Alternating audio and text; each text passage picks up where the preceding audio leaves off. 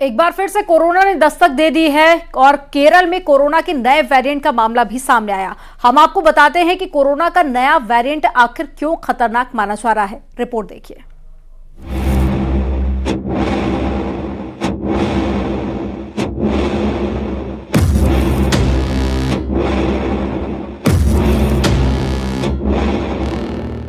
एक बार फिर कोरोना के मामले बढ़ने लगे हैं। एक बार फिर कोरोना के नए सब वेरिएंट ने दस्तक दे दी है। दुनिया भर में कोरोना वायरस ने नए सब वेरिएंट के फैलने के खतरे के बीच भारत में कोविड के मामलों में बढ़ोतरी दर्ज की जा रही है।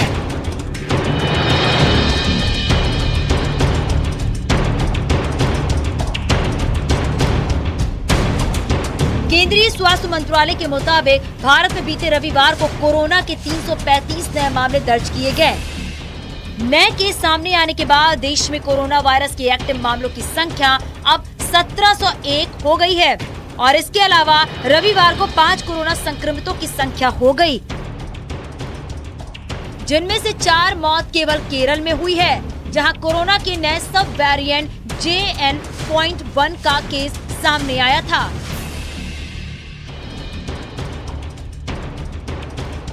देश में अब तक 4,50,04,816 लोग अब तक कोरोना की चपेट में आ चुके हैं। संक्रमण से ठीक होने वाले लोगों की संख्या बढ़कर 4,44,00,000 से ज्यादा हो गई है। स्वास्थ्य मंत्रालय ने कहा है नेशनल रिकवरी रेट जो है 98.81% है। देश में अब तक कोविड-19 वैक्सीन की 220.67 करोड़ खुराकें दी जा चुकी हैं। लेकिन इसी बीच चिंता करने वाली खबरें केरल से सामने आ रही हैं। केरल की एक 79 साल की महिला में कोविड-19 का सब वेरिएंट JN.1 पाया गया है, जिसकी जानकारी Indian council of medical research ने शनिवार को दी। महिला का RT-PCR पॉजिटिव पाया गया था। महिला में इन्फ्लुएंजा जैसी बीमारी के हल्के लक्षण थे। वहीं केरल की स्वास्थ्य मंत्री वीना जॉर्ज ने कहा कि राज्य में पाया गया कोविड-19 का सब वेरिएंट JN.1 चिंता की बात नहीं है।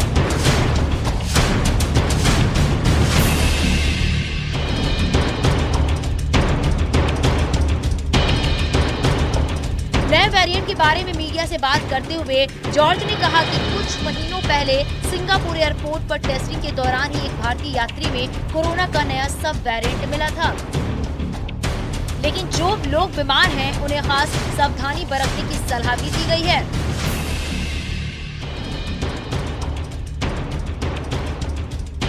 कोरोना के नए वेरिएंट के लक्षणों में बुखार, नाक बहना, गले में खराश, सिर दर्द जैसे लक्षण देखने को मिल रही हैं। लेकिन अच्छी बात तो ये कही जा रही है कि इन मामलों में लोग कुछ दिनों में ठीक हो रहे हैं।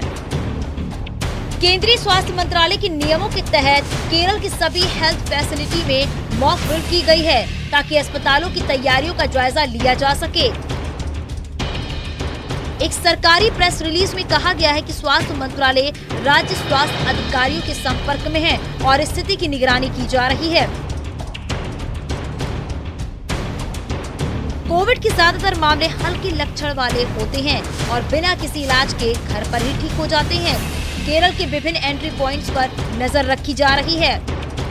वहीं तमिलनाडु में भी खास सावधानी बरती जा रही है और कोरोना के केसों की मॉनिटरिंग की जा रही है। कोविड-19 के सब वेरिएंट JN.1 की पहचान पहली बार यूरोपीय देश लक्समबर्ग में हुई है और यहाँ के बाद ये कई देशों में फैला। इसकी सबसे खास बात ये है कि इसमें सबसे ज्यादा म्यूटेशन पाए गए हैं, जिसके कारण इसे खतरनाक बताया जा रहा है। कोरोना वायरस के मामले एक बार फिर डराने लगे हैं। एक्टिव केसेस की बात करें तो 1828 हो गए हैं। कल तक ये 1701 थे। लगातार जो मामले हैं वो बढ़ते जा रहे हैं। वहीं अगर केरला की बात करें तो केरला में भी लगातार मामले सामने आ रहे हैं। पिछले 24 घंटों में 111 मामले सामने आए हैं और वहीं अगर एक्टिव केसेस की बात की जाए तो 1600 से ज्यादा है और एक जो मौत है वो दर्ज की गई है। जिस तरीके से कोविड केसेस बढ़ रहे हैं, लोगों के मन में चिंता जरूर उठ गई है, क्योंकि देखते देखते कोरोना का जो एक्टिव संख्या है वो 1800 के करीब पहुंच गई है। लेकिन ऐसे में घबराने की जरूरत नहीं। वहीं अगर हम केरल की बात करें करें, केरल की सिचुएशन की बात करें तो वहां पर जो नया वेरिएंट मिला है उसके बाद जो भारत सरकार है वो पूरे तरीके से अलर्ट पर है। वहां पर हॉस्पिटल्स में जो है वो मॉक ड्रिल की जा रही है, तैयारियां तेज है और ऐसे में जिन लोगों को बहुत ज्यादा बुखार आ रहा है या कोई लक्षण है तो उनकी मॉनिटरिंग भी की जा रही है। जो बच्चे हैं, बुजुर्ग हैं, ऐसे में वो मौसम के साथ जो है वो खुद का बचाव करें क्योंकि ऐसे में रेस्पिरेटरी इन्फेक्शन जो है वो पनपते हैं। तो कैमरामैन प्रकाश के साथ फराह खान, न्यूज़ 18 दिल्ली। यूपी में अपराधी खौफ में हैं। एक तरफ तो लगातार अपराधियों पर सख्त एक्शन हो रहा है तो वहीं दूसरी तरफ उन्हें अपराध से दूर रखने की शपथ भी दिलाई जा रही है। एक रिपोर्ट आपको दिखाते हैं।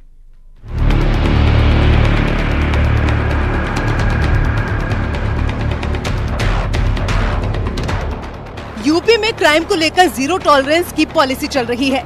अपराधियों में पुलिस का खौफ है। इसी का नतीजा है कि या तो अपराधी यूपी छोड़कर भाग रहे हैं या फिर सरेंडर कर रहे हैं। कुछ ऐसी ही तस्वीर बागपत में भी देखने को मिली। यहाँ पुलिस ने अपराधियों पर लगाम लगाने और उन्हें अपराध से दूर करने के लिए नया तरीका ढूंढ निकाला है। पुलिस ने जिन लोगों पर लूट और चोरी के मुकदमे चल रहे थे और जो जेल से छूट कर आए थे उन्हें पुलिस लाइन बुलवाया है और उन्हें शपथ दिलवाई गई, अपराध न करने की शपथ, अपराधों से दूर रहने की शपथ, लूट और चोरी न करने की शपथ। देखिए यहाँ ये लोग अपराध न करने की शपथ ले रहे हैं।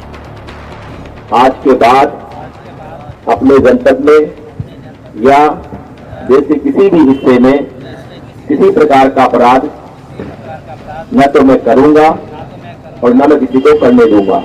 जेल से छूटकर आए 50 से ज्यादा लुटेरों को पुलिस ने शपथ दिलाई है। साथ ही लुटेरों को हिदायत दी है कि ये लूट की घटना नहीं करेंगे। एक्चुअल में इस समय चूंकि आपको मालूम है सर्दियां हैं, लूटें की संख्या थोड़ी बढ़ी हुई थी। डी जोन महोदय के आदेश से पूरे जोन में इसमें जो अपराधी उनका सत्यापन चल रहा है। जनपद बागपत में कल हम लोगों ने जो यहाँ के सारे लुटेरे थे विगत 3 साल प्रकाश में आए थे, जेल गए थे, उनको बुलाया गया था पुलिस लाइन्स में और उनसे बातचीत की गई। उनका डोजियर भरवाया गया, उनका नाफिस पे फिंगरप्रिंट लिया गया और उनका फोटोग्राफ्स खिंचवाया गया है और उनको एक शपथ कराई गई है कि फ्यूचर में हम कोई ऐसी घटना नहीं करेंगे जिससे हमारे परिवार को हमको दिक्कत हो और हमको जेल जाना पड़े। यहाँ आए ज्यादातर ऐसे लोग थे जो जेल से सजा काट कर छूटे थे। पुलिस की तरफ से कोशिश की गई कि जेल से बाहर आने के बाद ये लोग फिर से अपराध के दलदल में न फंसे, लिहाजा इन्हें पुलिस लाइन बुलवाया गया और अपराध से दूर रहने की शपथ दिलवाई गई। अपराधियों पर लगाम लगाने की पुलिस की कोशिशें रंग ला रही हैं और इस शपथ को भी उसी का हिस्सा माना जा रहा है। न्यूज़ 18 के लिए बागपत से शहजाद राव की रिपोर्ट।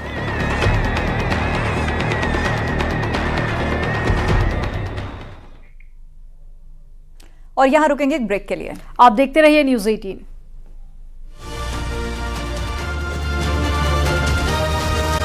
ऑल इंडिया पुलिस कुश्ती में पुलिस लाइन में तैनात साक्षी ने गोल्ड मेडल जीता।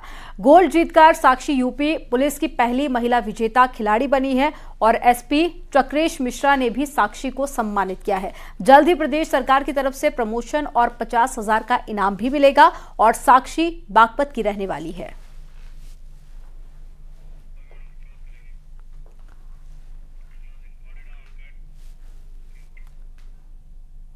वक्त एक ब्रेक का, खबरें लगातार जारी हैं। आप देखते रहिए न्यूज़ 18।